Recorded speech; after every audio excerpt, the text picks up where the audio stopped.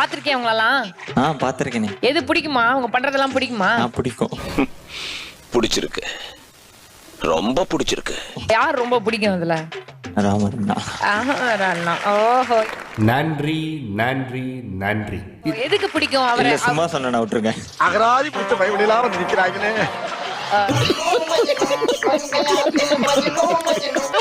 ராஜா, நீ ஃபர்ஸ்ட் ஒரு performance கொடுத்தீல, dialogue.